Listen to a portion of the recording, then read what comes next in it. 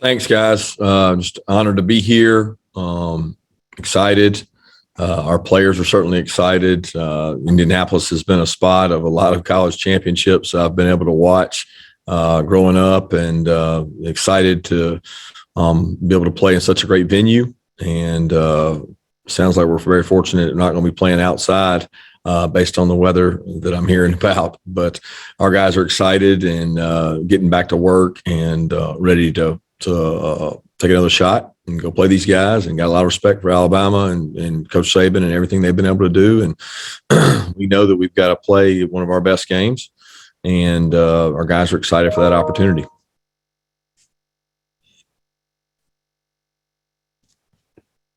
Great, thank you. Our first question today will come from Dennis Dodd. Dennis? Kirby, what is it about the leadership skills of great linebackers? I'm talking about Nakobe in your case, but I wonder if you're aware of Will Anderson Jr., and they play similar roles for these two teams. I wonder if you could just kind of expand on that topic.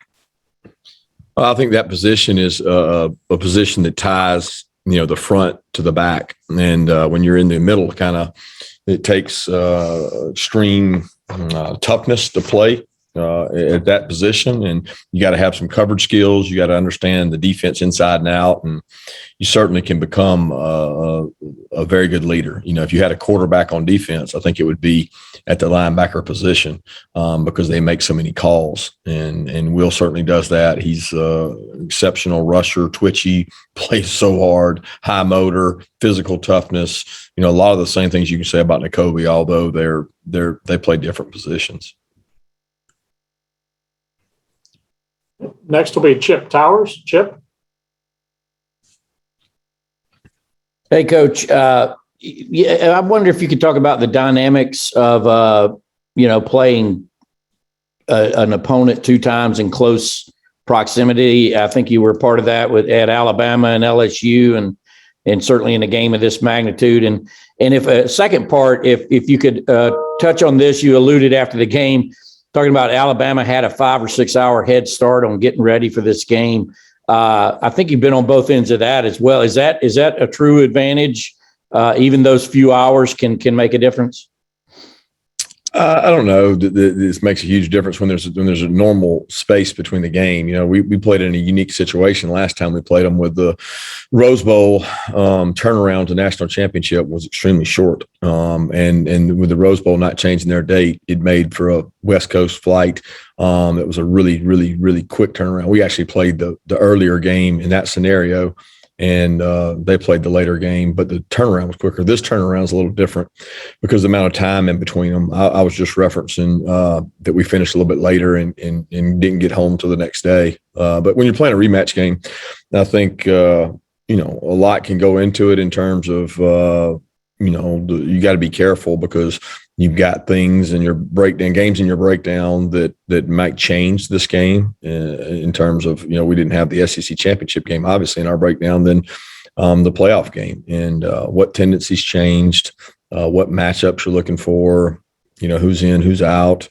There's a lot of things that go into it, but at the end of the day, you're really not as worried about what they're doing. You're worried about what you're doing and how well you can do that. It's the most important part.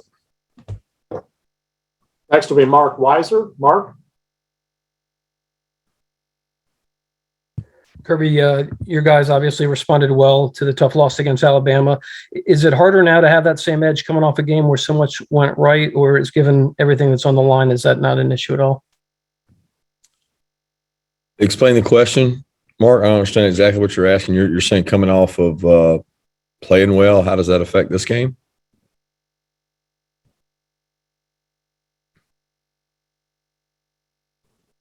Mark? I think you need to unmute. Yeah. And I was saying, because they were coming off a loss that they had maybe more of an edge, wanting to prove something that they were as good as they showed earlier in the year. Yeah, I mean, we're focused on playing them, and this game is irrelevant of the game we just played, and it's really separate from the SEC championship, other than obviously everybody will be using that tape to look at matchups and look at tendencies and things. But we're certainly we've worked really hard the last 30 days at getting better at us, and it was never about Michigan or Alabama or Cincinnati. It was about us, and that doesn't change on who your opponent is. You try to scheme to find matchups, but at the end of the day, we've been trying to get our players better regardless of who we're going to play. Next will be Anthony Dasher. Anthony. Hey, Coach. Good morning, afternoon, whatever it is now. I just double check on Brock Bowers. I know you touched on him. He kind of dinged his shoulder a little bit a couple of weeks ago. See if you had any further word on him. Oh, Brock's good. He was good in the game. He's that same shoulder has bothered him all year. To be honest, it's not like it's something new that just came up. I mean, it bothers him from time to time at practice. It happens to a lot of our players, to be honest with you.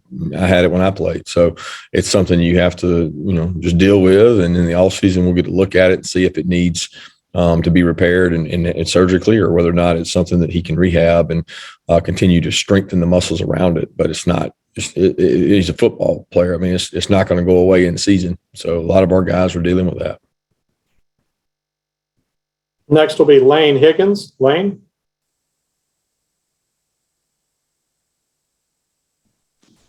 Hey there, Coach Smart. I had a question for you kind of about the dynamic that Alabama occupies, or like kind of the mental space it occupies in the heads of either your coaching staff, your players. It seems like it's sort of the Crimson Tide have taken on a sort of bogeyman quality for Georgia in that they're the benchmark to which, this program is often compared, but also one that has seemed to always get the best of your team. How do you handle that kind of mental dynamic when you're preparing your athletes to play them, for the second time in such a short span? First off, what is the bogeyman? What did you reference it as? I said Alabama is a bogeyman to Georgia football. Yeah, I don't know exactly what that is, so it's hard for me to answer that question, other than they've also been a problem and a thorn in every single team they played besides just ours. So we have that in common with a lot of teams that have played them. They got a really good football team, really good coach, and a really good program.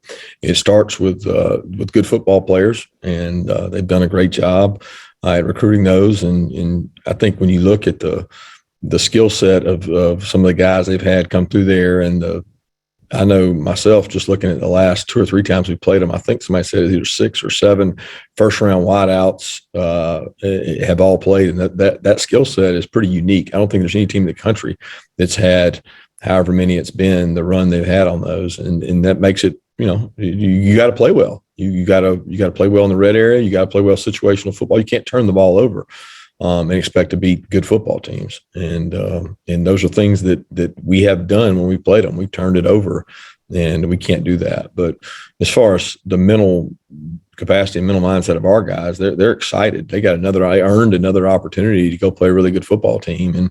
And we've got a really good football team. So our guys are physical, excited, and looking forward to this opportunity on the biggest stage there is. Next will be Mark Schleybaugh. Mark. Kirby, you guys didn't get much pressure on Bryce Young in the first meeting. What can you do to change that, and how important of a dynamic is that in this game? Yeah, it's really important. I mean, they did a good job. Number one, he did a good job of moving around in the pocket, of creating time. He's really way more elusive than people give him credit for. Extremely good athlete, has elite spatial awareness. He knows where people are, where his people are, where he's protected, where he's going with the ball beforehand. And it wasn't for a lack of trying. And we brought a lot of different pressures. They did a good job on picking those pressures up. And at the end of the day, there's 4 or 5 guys that are one-on-one up there. Somebody's got to win one-on-one. And a lot of times you're better at pressure when you're not on the field as long and you're winning some third downs. We had some really critical third down losses that hey, they didn't beat us. We busted. And you can't do that, not and beat a good football team. You're giving them extra snaps every time that happens, and you can't do that. Next, we'll hear from Ralph Russo. Ralph?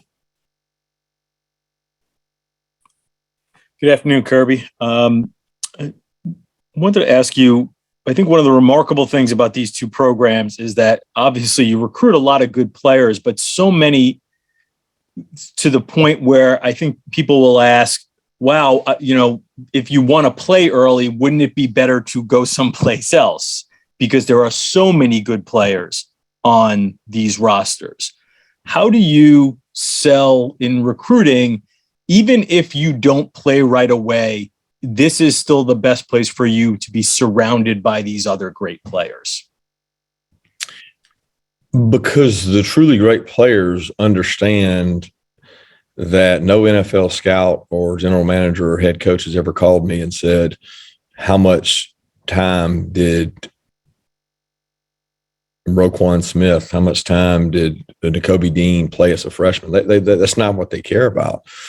What those guys care about are the intangibles, size, speed criteria, leadership skills. How good a football player are they in year 3? That's what they want. They start evaluating those guys really hard in year 3. And, you want to be the best player you can be in 3 years. So where do you go to do that? You go where you can compete against really good people in practice.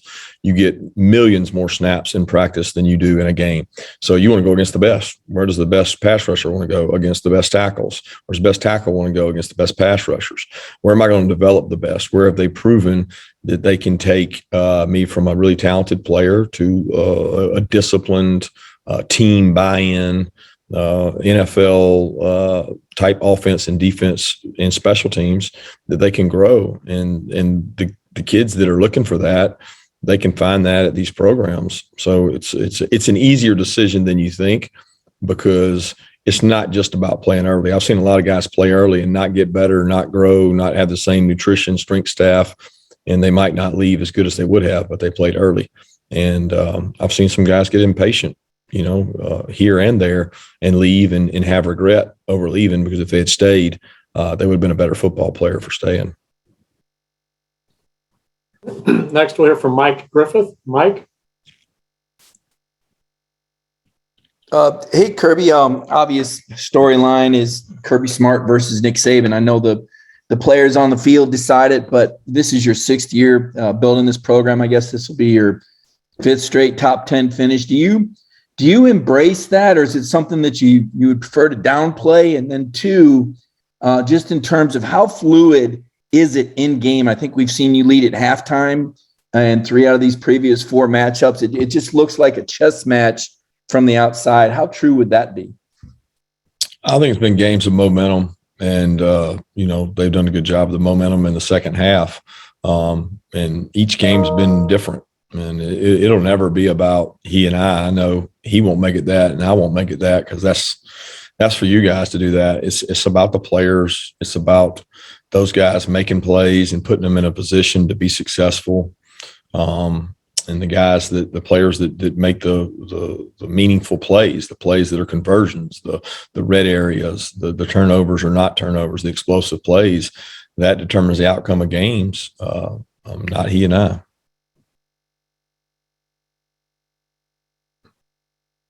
Coach Smart, we thank you for your time today. We